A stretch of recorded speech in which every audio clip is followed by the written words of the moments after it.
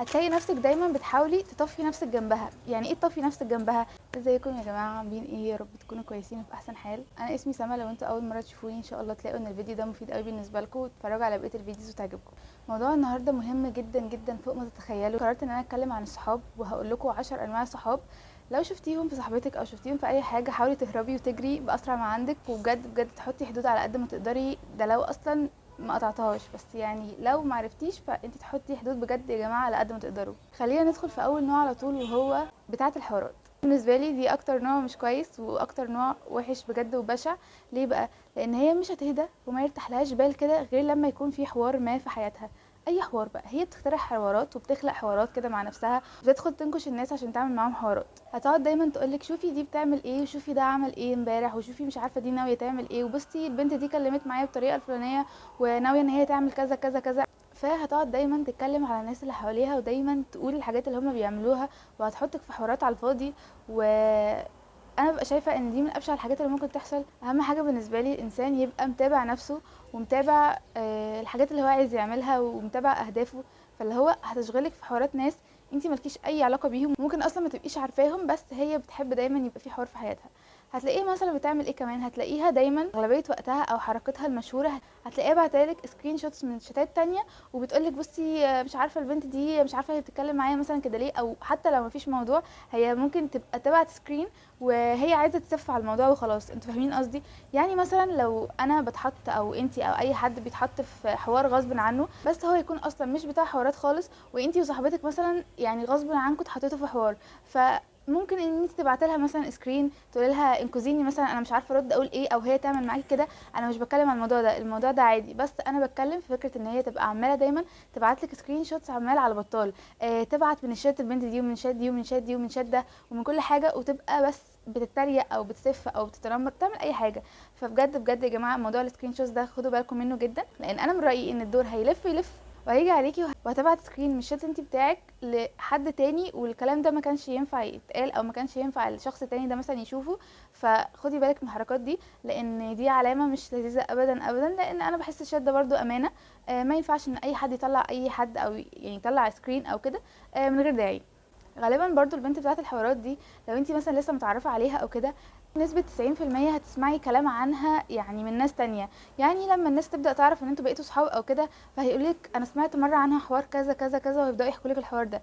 انا مش بقول تصدقي، لان فعلا احنا ما ينفعش نصدق حد من غير ما نشوف بعينينا، بس خديها كده اشارة، او خديها ايه اللي هو 50% او 50% لا، احتمال ممكن يبقى احتمال ممكن يبقى لا. لان بجد غالبا بنسبة كبيرة قوي قوي الحوارات دي هتبقى صح.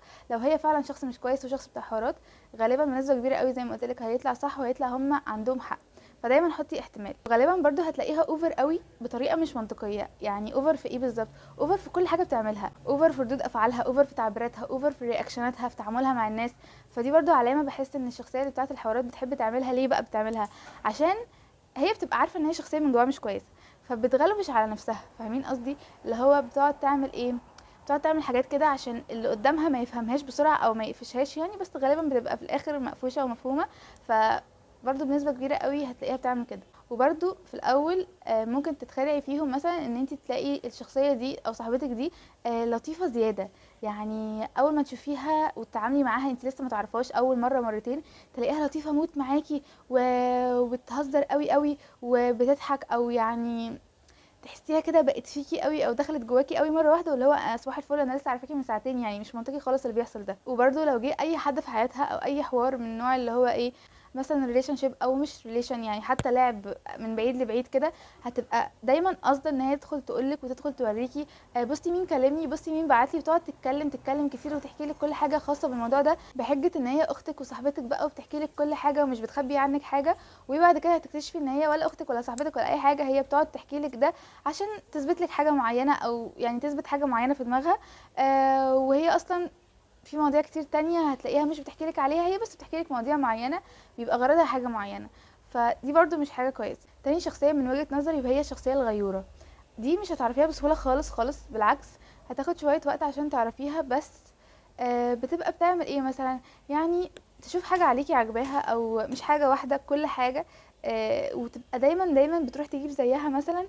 دي حاجة مش طبيعية. انا مثلا ماشي ممكن اشوفها على واحدة صاحبتي او على اي حد حاجة عجباني واسأله الله دي جميلة قوي جايبها منين، واجيب زيها لو هي عجباني. بس دي غالبا بتحصل مرة من كل 10 مرات مثلا. انما دي لا، هتلاقيها كل حاجة بتقلدك فيها، كل حاجة عايز تبقى شبهك فيها، اي حاجة جديدة بتجيبيها بتروح تجيب زيها بالظبط. انا شايفه ان دي حاجه مش منطقيه. ده نوع. النوع التاني اللي هي بتبقى اخبث شويه، بتبقى شايفه الحاجه عليكي وبتعمل نفسها مش واخده بالها من الحاجه اللي انت جبتيها، وعلى طول تاني يوم مثلا او بعد كده تروح تجيب نفس الحاجه، واللي هو ايه ده، احنا جايبين مثلا صدفه او ايه ده، رغم ان هي بتبقى واخده بالها بس مش عايز تقول ومش هتقول. النوع الغيور ده برضو هتلاقيها دايما بتحاول تسحب الناس كلها حواليها. لو انتوا مثلا جروب كبير او كده، هتلاقيها دايما بتحاول تكسب الناس بكده حاجات معينة هي بتعملها. ليه؟ عشان هي عارفة ومتأكدة مليون في المية ان انتي احسن منها كتير جدا. فهتفضل دايما تحاول تكسبهم عشان في اوقات معينه تعرف تستخدمهم لمصلحتها، يعني فاهمين قصدي؟ فبرضه دي حاجه بشعه جدا. وطبعا الناس الهبله والناس اللي ما عندهاش شخصيه هتصدقها، عشان هي بتبقى ليها اسلوب يعني معين جدا، وهيروحوا وراها. وبرضه هتلاقيها صعب جدا جدا جدا ان هي تشكر في حاجه انت بتعمليها، سواء مثلا حاجه معينه انت عملتيها او حاجه عندك انت جبتيها. مش هتلاقيها يعني بتمدح فيها، او اللي هو الله دي جميله، او لو انت عملت لها حاجه مش هتشكرك، او لو انت في انجاز فعلا وعامله انجاز مش هتلاقيها بتشجعك مثلا ولا تسقفلك ولا اي حاجه. عشان مش هتقدر على ده، عشان هي نفسيا من جوه هتلاقيها مش هتقدر على ده خالص، ومش بتبقى قادره ان هي تطلع حاجه كويسه، عشان هي فعلا شايفاكي بتعملي حاجه كويسه بس مش هتقولك. بس من كل فتره والتانيه كده هترميلك كلمه او هترميلك جمله، يعني فيما معناها ان هي حلو اللي انت بتعمليه ده، بس هتلاقيه بطريقه مش كويسه خالص. مش هتلاقيها كده بتشجعك من قلبها، مش هتلاقيها اللي هو متابعه فعلا ان انت لو انت عندك شغف معين في حاجه وفعلا بتحاولي مثلا تعمليها. مش هتلاقيها بتشجعك من كل قلبها كده، لا، هتلاقيها كده بوش يعني جامد شويه كده وثابت، اللي هو بجد حلو قوي مبروك مش عارفه ايه كده. فدي طبعا حاجه بارده خالص. مفيش حد بجد صاحب حد بجد وبيبقى خايف عليه قوي وعلى مصلحته بيعمل كده، بجد مفيش. وبرده لو هي بقى اوفر دوز قوي وحاشه، هتلاقيها دايما بتحاول تبوظ لك كل حاجه. لو انت زي ما قلت لك في انجاز معين بتعمليه او في حاجه انت مميزه فيها وهي مثلا ما عملتهاش، هتلاقيها بصي بتحاول تنكش فيها على قد ما تقدر، بتحاول تبوظها باي طريقه عشان هي مش بتبقى عايزه تشوفك احسن منها. وبالمناسبه بتعمل ده بطريقه غبيه جدا جدا جدا. فانت بس لو عندك شويه كده نباهه او انت فعلا واخده بالك فهتقفشيها جدا. وبرده في حاجه يا جماعه، لو في حد بتعتبروه صاحبكم قوي قوي قوي قوي ومش بيشجعكم في حاجه معينه انتوا قايلين له كذا مره ان انتوا نفسكم فيها وان انتوا هتموتوا تعملوها، ومجرد الحاجه دي ما تجيلكوا ما يشجعكوش ان انتوا توصلوا لحاجه اكبر، يبقى غالبا دي بجد مش صاحبتك خالص، وانتي عارفه انت هتعملي ايه. تالت شخصيه وهي الشخصيه اللي مش واثقه في نفسها. عارفه ممكن تقولي اللي هو طب ايه علاقه ان هي مش واثقه بنفسها بيا؟ طب دي هتبقى صاحبه ليه ان انا اهرب او اجري منها؟ عشان اللي مش واثقه في نفسها ده بينعكس عليها حاجات كتير قوي. وعلى فكره بالمناسبه مش قصدي مش واثقه في نفسها ومش بتحاول تعمل اي حاجه تقدر عليها عشان تلغي ده. لو هي فعلا حد مثلا مش واثق من نفسه قوي، لان في ناس كتير طبعا قابلناهم كده، بس مثلا بيحاولوا يخفوا الموضوع ده وبيحاولوا يعملوا اكتر حاجه يقدروا عليها عشان يبقوا احسن في الموضوع ده، دي ساعتها دي تحفه وزي الفل. مش قصدي على كده، انا قصدي على البنت اللي مش واثقه في نفسها وبقى ايه، مش عايزه تعدل اي حاجه وخلاص يئست ومش عارفه ايه، وبتطلع كل الانسكيورتيز اللي عندها عليكي. ليه؟ لان دي بجد والله العظيم هتقرفك. هتلاقي نفسك دايما بتحاولي تطفي نفسك جنبها. يعني ايه تطفي نفسك جنبها؟ يعني مثلا لو انت شخصيه شيك وبتحبي تلبسي وكده، هتلاقي نفسك انت مش قادره مثلا لو انت نازله معاها او خارجه معاها او هتشوفيها النهارده، بتبقي حاسه ان انت عايزه يعني تكنترول شويه على نفسك عشان هي ما تتضايقش او ما تزعلش او كده. فطبعا دي حاجه مش صح خالص. هتلاقيها دايما شكاكه بدرجه اولى، يعني بتشك في كل الناس اللي حواليها، ولما يجي فرصه ان هي تشك فيكي انت مثلا حد قريب منها قوي، هتشك فيكي وهتبقى بتعمل كل حاجه عشان هي مش واثقه فيكي. بجد دي الحقيقه. انا عارفه ان ده ممكن يبقى كلام مش منطقي او مش واقعي، بس للاسف هي دي الحقيقه. وبرده هتبقى اوقات كتير قوي ممكن تقلب عليكي بسبب اوهام في دماغها، بسبب حاجات مش حقيقه، بس بسبب ان هي مثلا شافتك عملتي الموقف ده فهي فسرته على حاجه في دماغها، فبدات اللي هي تعكن عليكي وتعمل لك بقى مشاكل وحوارات بقى وتصالحي فيها ومش عارفه ايه وكده. فدي حاجه برده مش اصح حاجه. وهتلاقيها غالبا مثلا مهمله في نفسها شويه، فده هيأثر عليكي انتي. هتلاقيها دايما يعني مفيش كده راحة بينها وبين نفسها الداخلية، فده هينعكس عليكي مليون في المية. رابع حاجة الشخصية الحيادية. الشخصية الحيادية دي بمعنى ايه؟ بمعنى مثلا ان انتي لو في انتي وواحدة تانية مثلا بينكم مشكلة، هي هتلاقيها رغم ان انتي صاحبتها قوي قوي والتانية دي مثلا مش صاحبتها، بس هتلاقيها مش واقفة معاكي ومش واقفة معاها، هتقعد تقولك ايه، لا انتي غلطانة في كذا، وتروح تقولها هي غلطانة في كذا. ده مش صح. مش هتبقى عايزه تقف في صفك ابدا بحجه ان هي مش عايزه تزعل حد منها. فاللي هو لا، طب ما تزعلي ناس منك عادي، طالما انا وانتي صحاب جدا جدا والناس اللي هناك دول مش صحابك قوي ومجرد زمايل، فلا زعليهم منك عادي، انا صاحبتك يعني، انا فعلا المفروض تقفي معايا لو انا فعلا الصح وكده. فاللي هو مش هتلاقيها بجد بتقول كلمه حق ابدا ابدا، مجرد ان هي مش عايزه تزعل اي حد منها ومش عايزه تخسر اي حد، فدي ساعتها انت هتبقي عارفه هتعملي معاها ايه، فاختاريها انت احسن. الشخصيه الخامسه وهي الشخصيه الدلدوله. يعني انا عارفه الكلمه دي غريبه شويه، او يعني احنا بنقولها كتير، بس هي فعلا الشخصيه دايما اللي بتبقى ما عندهاش شخصيه، هي شخصيه بلا شخصيه بجد والله. دايما مثلا لو انت في مشكله مع حد، انت الصح وكله عارف ان انت الصح، بس هما مثلا عملوا معاكي حركات مش جدعه، هي هتيجي تقولك انت صح وبرافو عليكي واللي انت عملتيه ده صح، وفي نفس الوقت هتروح تقول لهم انت صح واللي انت عملتيه ده صح. وهتلاقيها في الاخر لو انتوا جيتوا بقى في مواجهه مع بعض، انت والبنت اللي معاكي فيها مشكله، لو جيتوا في مواجهه قدام بعض، هتلاقي البنت التالتة اللي بقولك عليها اللي هي شخصيتها مش كويسة دي، هتلاقيها جاية تاخد صف اللي تبع مصلحتها. لو هي مصلحتها معاكي هتلاقيها واخدة صفك قوي قدامها ساعة المواجهة، لو مصلحتها مع التانية هتروح تاخد صف التانية. وبرده دايما هتلاقيها بتعادي كل الناس اللي صاحبتها عندهم مشاكل معاها.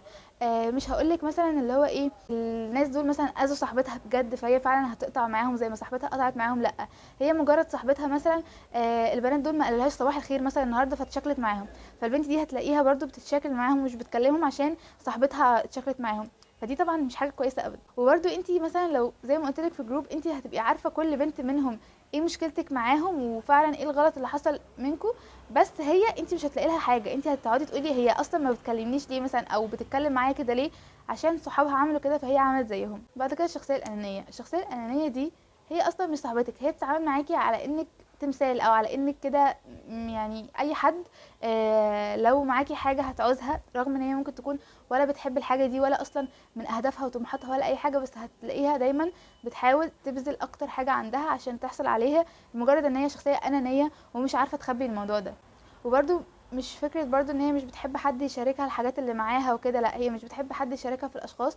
مش بتحب ابدا ابدا ان هي لو بتحب شخصية معينة او بتحب شخص ان اي حد يشاركها فيه، حتى لو مشاركة اللي هو طبيعي منطقي اللي هو يبقى كذا حد مثلا او كده، مش هتبقى حابة كده خالص. دي علاقتك معاها هتبقى شبه كده يعني ديكور كده خارجي، ممكن تكون مثلا حلوة وجميلة ولذيذة وكده، بس هي مجرد ان هي انانية، ولا هتفكر من ناحيتك بطريقة ايموشنال ولا اي حاجة بنسبة 1% حتى. الشخصية اللي بعد كده وهي الشخصية الشكاءة البكاءة. الشخصية دي شخصية مقرفة، وشخصية بجد يعني هتخليكي دايما في مود وحش، هتخليكي دايما عندك مشاكل كده وانتي مش عارفة انتي عندك مشاكل ليه، لان هي ولا بتحاول تحل ولا بتحاول تطور من نفسها ولا بتحاول تعمل اي حاجة، هي بس كل اللي بتعمله ان هي عايشة دور ضحية وعايزة يعني ترمي القرف اللي هي فيه على الناس اللي معاها. فبجد دي هتأثر عليكي ومش هتخليكي تفكري في نفسك ولا هتخليكي حتى تعملي اي حاجة، هي كل اللي هتخليكي تفكري فيه ان انتي ازاي تطلعيها من اللي هي فيه ده، ومش هتعرفي. بعد كده الشخصية اللي ما عندهاش نفس قيمك ولا مبادئك ولا الاخلاق ولا اي حاجة، ومش بتتشارك معاكي في اي حاجة فيهم، دي غالبا يعني محكوم عليها بالفشل من قبل ما تبدأ. لو مهما طولتوا في صحاب بجد في الاخر هتيجوا وتسيبوا بعض عشان انتوا فعلا مش شبه بعض، لان انا بشوف ان دايما الصحاب لازم يبقوا شبه بعض في حاجات كتير قوي، عشان مش لازم كل حاجه بس اغلبيه الحاجه عشان يقدروا يكملوا صحاب مع بعض. بعد كده الشخصيه السلبيه اللي هي ملهاش دور ايجابي واحد في الحياه، يعني ولا بتقول رايها ولا بتقول ولا بتقول لا ولا بتعمل اي حاجه، هي مجرد قاعده معاكوا كده عشان تبقى كمالة عدد يعني. لو حصل غالبا برضو مشكله هتلاقيها دايما مش عارفه تقول رايها ومش عارفه، يعني لو انت معاكي الحق مش هتبقى عارفه اللي هو تقف معاكي، عشان هي شخصيتها اضعف بكتير جدا جدا جدا ما انت متخيله، فهتبقى كده عايشه في الحياه كده يعني ملهاش اي لازمه حرفيا. فالشخصيه السلبيه دي ابعدي عنها خالص لان هي فعلا هتسوحك. الشخصيه العاشره بقى انا هسيبها لك انت تقوليها في الكومنتس، لو اكتر شخصيه بتحسي ان احنا لازم نهرب منها حاجه ما قلتهاش النهارده وجربتيها وحسيتي ان هي انت ما قدرتيش تكملي في العلاقه دي، فقولها لي دلوقتي ودي هتبقى الشخصيه العاشره. بس انا كده خلصت، بتمنى ان انتوا بجد تلاقوا ان الفيديو ده مفيد بالنسبه لكم، وايه الصحاب اللي فعلا يستاهلوا اللي هم يكملوا معاكم، وايه الصحاب اللي من دلوقتي خلاص انتوا مش عايزين تعرفوهم تاني، وقولوا لي ايه الحاجات اللي انتوا عايزينها عشان ان شاء الله اعملها المرات الجايه. وبس، باي باي.